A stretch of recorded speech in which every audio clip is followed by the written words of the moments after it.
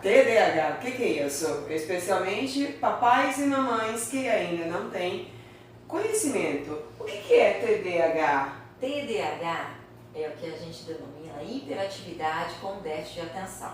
Certo. Antigamente, era-se chamado, nós neurologistas, de lesão cerebral mínima. Nossa, mas o que é isso, né? Verdade. Então, a hiperatividade, o nome já fala, hiperatividade com déficit de atenção. TDAH. Então, nós temos a forma. Estou começando pela forma, por causa do nome. A forma hiperativa, certo. Que a criança é muito agitada, ela não para quieta na sala de aula, em casa, ela interrompe, ela fala demais, ela pode ser uma criança mais opositora. Então, isso é uma criança hiperativa, desatenta, aquela criança que não termina as atividades, que não copia os deveres, que quando nós chamamos parece que ela não está nos ouvindo, também podendo ter alguns prejuízos. E ela pode ter junto a impulsividade, aquela criança impulsiva, dando alguns prejuízos na vida também social. Tem uma informação para acrescentar e eu gostaria de confirmar com alguém que conhece o seu caso.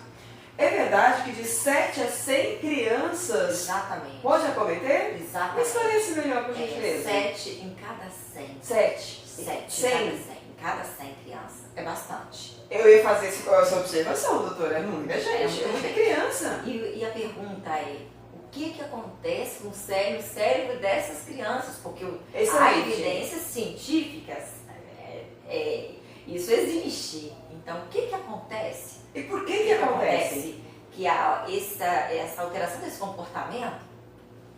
Então, o diagnóstico é a partir de 6 anos. Perfeito. Por quê? Eu tenho que esperar a criança fazer 6 anos, porque aos 6 anos que o cérebro dela está pronto, está melanizado, principalmente o lobo frontal, onde controla os impulsos, onde tem a atenção. Então, eu preciso dessa idade de 6 anos.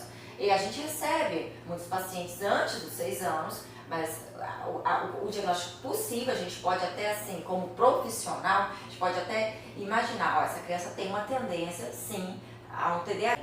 Então, eles precisam de um tempo a mais nessas crianças, de um amadurecimento, para que haja uma melhor função na atenção, na inibição desse comportamento. Então, por isso, vão caminhar com o TDAH na fase adulta. Os outros 50% você tratava na infância. Certo. E o que os estudos que já está sendo observado? O quanto mais cedo esse tratamento nas crianças, o tratamento mais precoce, diagnosticado corretamente por especialista, melhor desenvolvimento dessa criança, do cérebro dessa criança, menos prejuízos ela vai ter, sim, e assim uma chance de um melhor sucesso na sua vida profissional, pessoal, nível social. Um detalhe, pegando o gancho de sua fala, doutora Larissa, uma curiosidade, que talvez é daqueles que também não conhecem o assunto. É possível, aliás, existe comprovações científicas que uma criança que venha do ventre da mamãe, é uma questão genética, tem uma ligação? Sim, a questão genética já foi observada de que 85% tem questões genéticas, tem algum familiar com quadro semelhante de TDAH. Então, tem vários genes envolvidos na questão da dopamina, que é um neurotransmissor, também já tem essa evidência científica. Então, a gente sabe que a genética é muito importante e dos fatores, igual você mesmo falou, dos fatores gestacionais. Às vezes veio de uma gravidez que a mãe fumou, que a mãe bebeu, que houve alguma alteração de alguma etiologia, uma causa infecciosa, a criança teve algum probleminha na gestação, que são fatores. Também os fatores ambientais contribuem.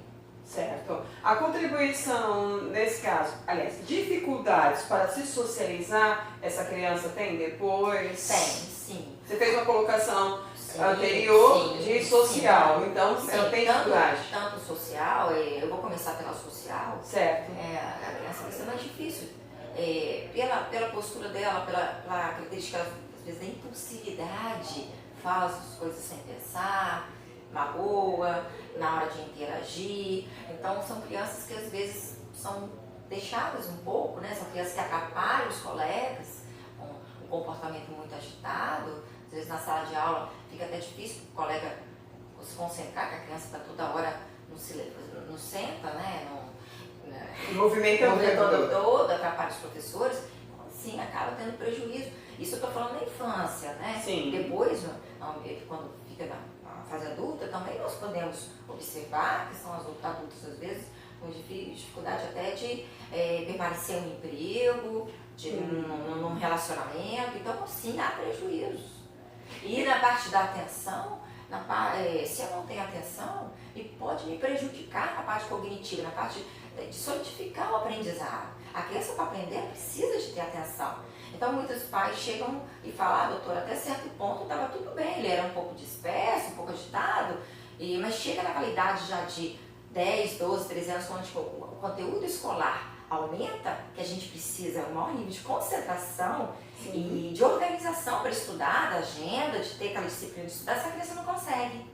E na fase adulta, doutora Larissa, existe essa possibilidade, como foi colocado anteriormente por você, só complementando, existe a possibilidade de um futuro profissional, ou seja, um profissional que não terá tanta produtividade? Sim, tem vários prejuízos de um adulto que não foi tratado, também sim.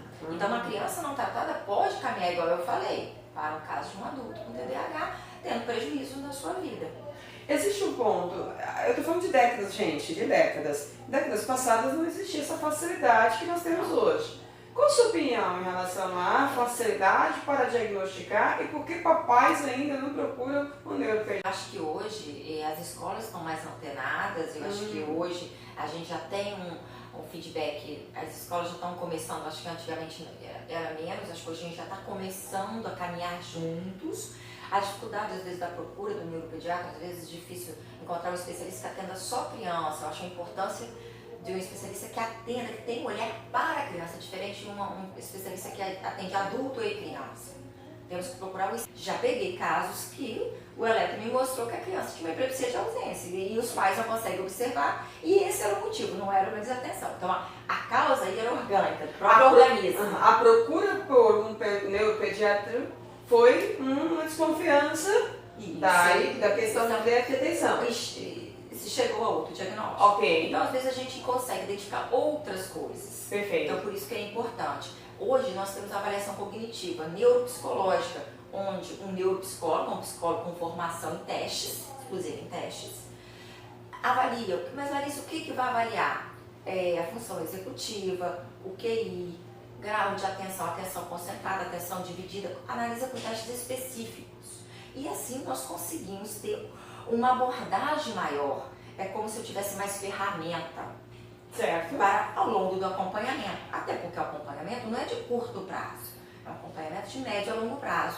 Existe um tempo específico, assim, para que as pessoas que estão nos ouvindo tenham uma noção? Tem um prazo de início e término? Mais ou menos? Você falou em prazo, mas não disse então, tempo. 6 meses, 3 anos, alguns vão para a fase adulta. Okay. Então, assim, eu tenho pacientes que começaram pequenos comigo, agora estão na faculdade, então fazem odontologia, fazem medicina, estão no IFES, fazendo engenharia, então é muita felicidade. Sim. Então a gente sabe que a gente consegue, que a gente tem bons resultados, a gente precisa da assiduidade da família junto, a gente sempre junto da família, mas a gente vê que dá diferença, dá resultados na qualidade de vida dessa criança, depois lá na frente na vida profissional, a gente vai ajudando a esse cérebro a amadurecer, né? Com a medicação e a medicação, com possível medicação, sim, a gente sabe que a medicação junto com psicoterapia é 80 a 90% para o sucesso do tratamento. Certo. Então nós temos sobre medicação, vou falar só um pouquinho, que nós temos metilfenidato, que a Ritalina nós temos a de 10 mg, a LA de 10 mg, a LA de 20 mg, de 30 e de 40.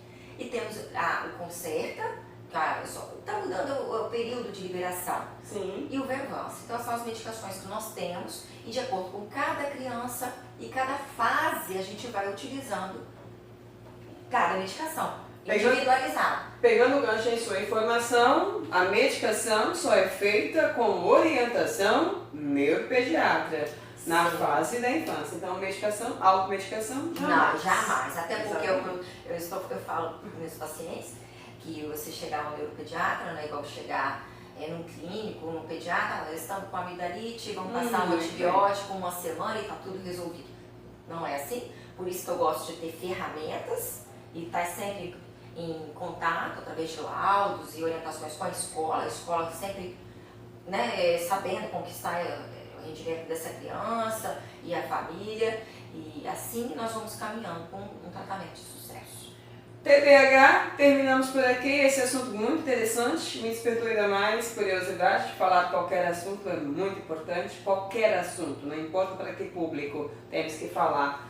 Doutora Larissa Kronig, para fecharmos, algo para as pessoas que nos acompanham, alguma dica final? Sim, por gentileza?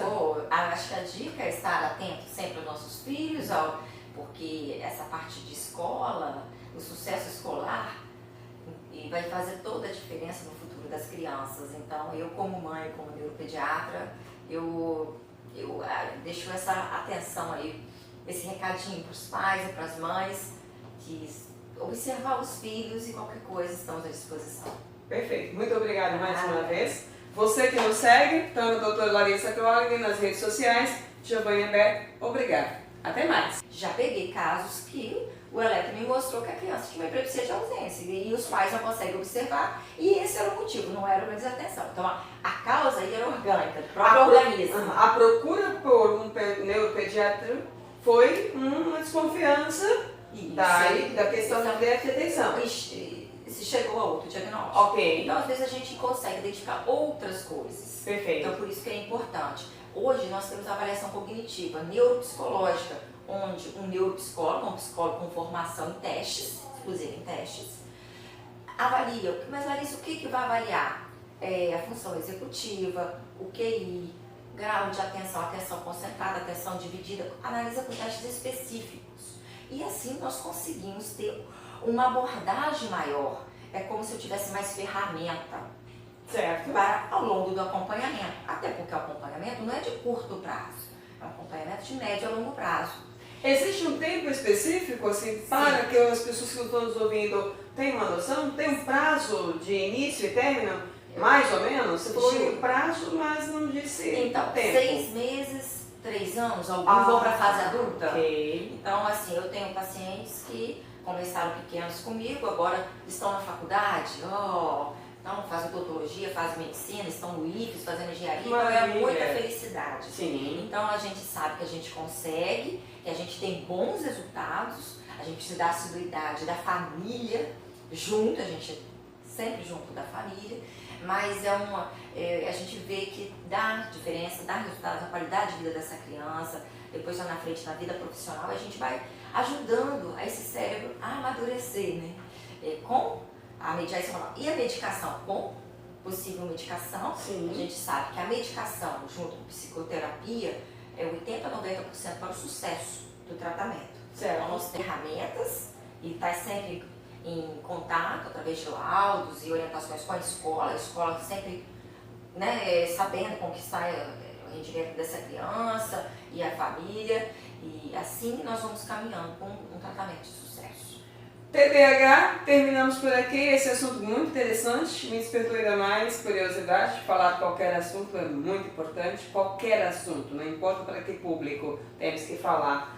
Doutora Larissa Kronig, para fecharmos, algo para as pessoas que nos acompanham, alguma dica final? Sim, por gentileza? Acho que a dica é estar atento sempre aos nossos filhos, porque essa parte de escola, o sucesso escolar, e vai fazer toda a diferença no futuro das crianças. Então, eu como mãe, como neuropediatra, eu deixo essa atenção aí, esse recadinho para os pais e para as mães, de observar os filhos e qualquer coisa estamos à disposição. Perfeito, muito obrigada mais uma vez. Você que nos segue, então a doutora Larissa Kronig nas redes sociais, Giovanna Beck, obrigada. Até mais.